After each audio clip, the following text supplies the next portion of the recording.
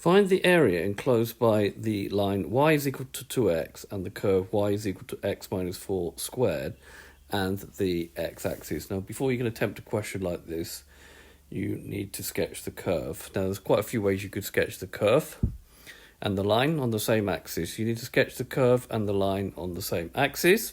So for the line y is equal to 2x, this is a line that passes through the origin and has a gradient of 2. Using y is equal to mx plus c.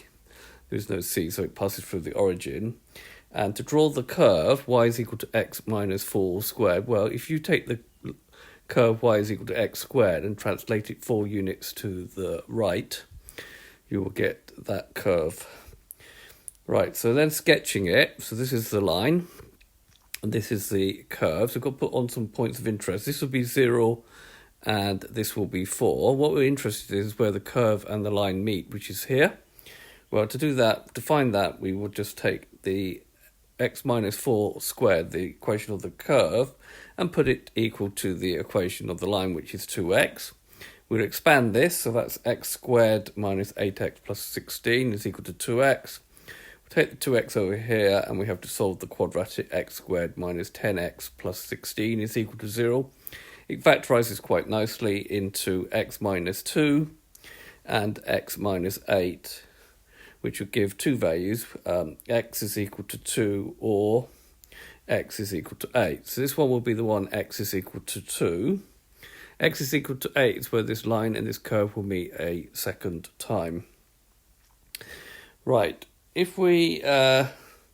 now what we've got to do is find the area enclosed by the line, the curve, and the axis, which is the shaded area there.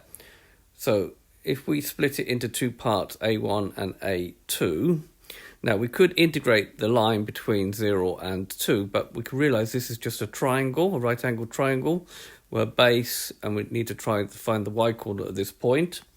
That's quite straightforward, because when x is 2, y will be 2 times 2, which is 4. So this is the point 2, 4.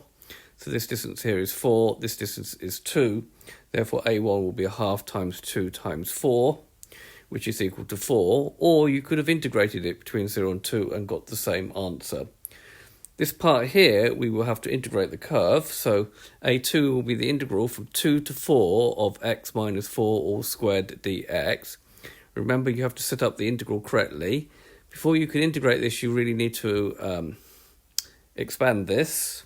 So that becomes integral from 2 to 4 of x squared minus 8x plus 16 is equal to dx. Don't forget the dx's as well.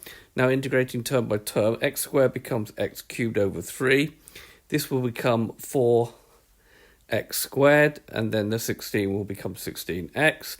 Our two limits now go at the end, 2 and 4. We put 4 in, so we get 4 cubed over 3 minus 4 times 4 squared plus 16 times 4 minus brackets 2 cubed over 3 minus 4 times 2 squared plus 16 times 2.